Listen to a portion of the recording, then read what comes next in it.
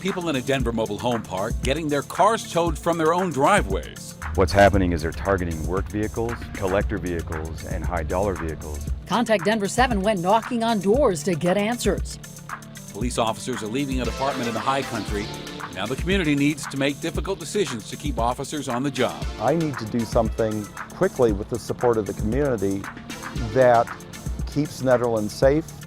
And progress is being made to clean up the Marshall Fire burn area. But some families are still waiting the county's approval to rebuild.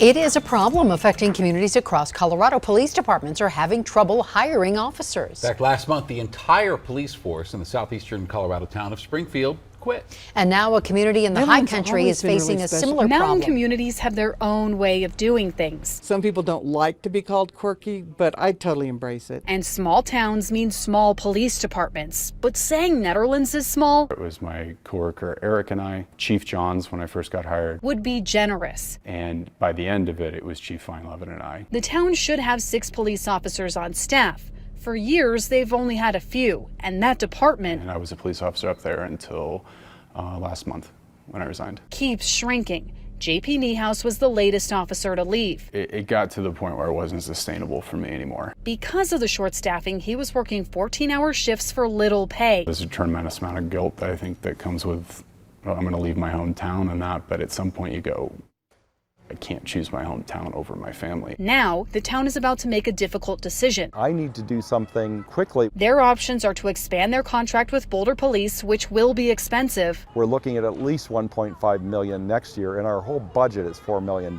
To somehow find new recruits and funding with a ballot question, or to say goodbye to their police department altogether and to let Boulder take over. From a dollars and cents perspective, I think even the chief agreed long-term, that's probably what we're looking at. But Nederland residents don't want that. This isn't a personnel issue, this is a crisis. I mean, we're losing faith in how our town is handling this. They say bringing in Boulder Sheriff's deputies would mean we lose community policing altogether, first and foremost. And they worry those are longer-term solutions. They want to know what will happen in the immediate. The community doesn't have a sense of what's going on. These staffing challenges aren't new, but they are getting worse in towns like Nederland. There is no easy solution here. Leaving holes in communities and difficult decisions ahead. Megan Lopez, Denver 7. And this is not just a small police department problem. We checked. Denver Police Department has 150 openings. Aurora currently has 40 open positions. This video shows neighbors in a Westminster mobile home park forming a blockade to keep tow trucks out of their community. And they reached out to contact Denver 7's Jacqueline Allen to shine a light on what they call predatory towing. They took this poor man's truck.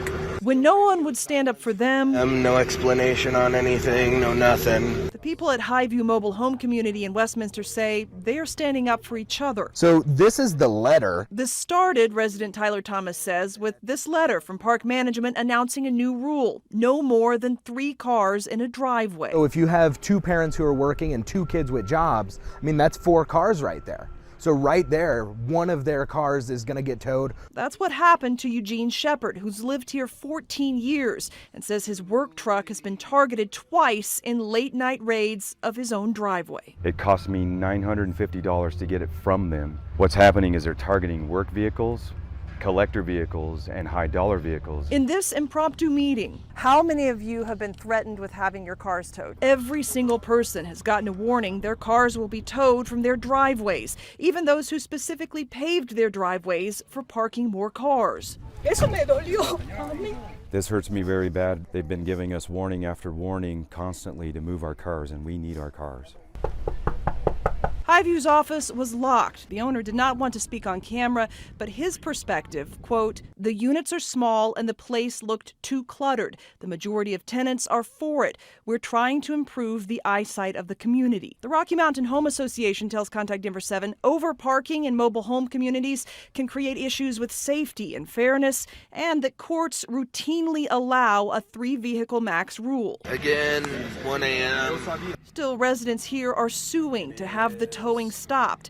In the meantime, this video shows taking matters into their own hands, using their cars to barricade the park entrance from tow trucks they say threaten their livelihoods. I mean, there's nothing else. It's either that or let them steal our cars. In Westminster, Jacqueline Allen for Contact Denver 7. And the state mobile home oversight program confirms to Contact Denver 7 it is investigating complaints about towing practices here. Now, mobile home parks are also becoming increasingly unaffordable. A growing industry teaches people how to invest in mobile home parks. They buy the property, they maximize profits, raise the rents. Some mobile home parks have seen rent go up by 30%. And states across the U.S. are trying to fix the problem, and nonprofits are pushing to get some type of aid to residents. What we've tried to do here in the state of Colorado and what you see happening nationwide are a number of efforts to help residents have a handhold inside of the transaction. If a park comes up for sale, that they have a right to purchase that park.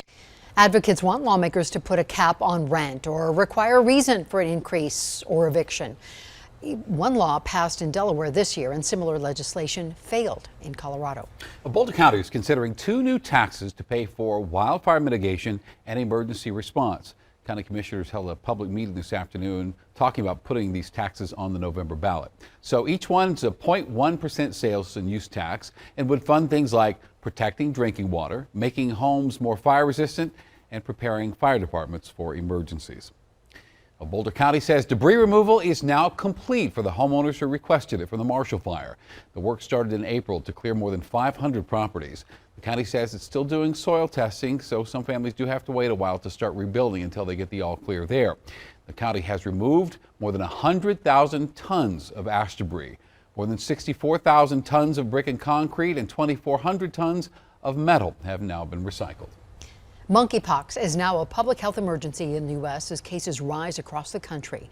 The Biden administration made that declaration today, and this allows the government to allocate funding and resources to treat the outbreak. There are more than 6,600 probable or confirmed cases in the U.S. And there have been nearly 80 confirmed cases of monkeypox here in Colorado, and the state will be getting 12,000 doses of the monkeypox vaccine from the federal government. Right now, clinics are booked, but the state is opening up additional clinics and time slots as more vaccine arrives. Anyone with symptoms or thinks they may have been exposed should contact a health provider. A recount for Colorado Secretary of State Republican primary didn't change the results. Mesa County Clerk Tina Peters gained 13 votes, and her opponent Pam Anderson also gained 13.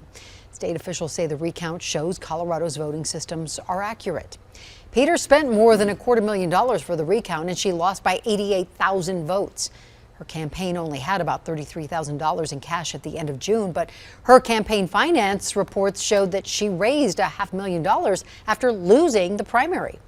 That's one of the largest reports I've ever seen for a state candidate. That's totally unusual, and for all those donations to come in on one day, something had to happen.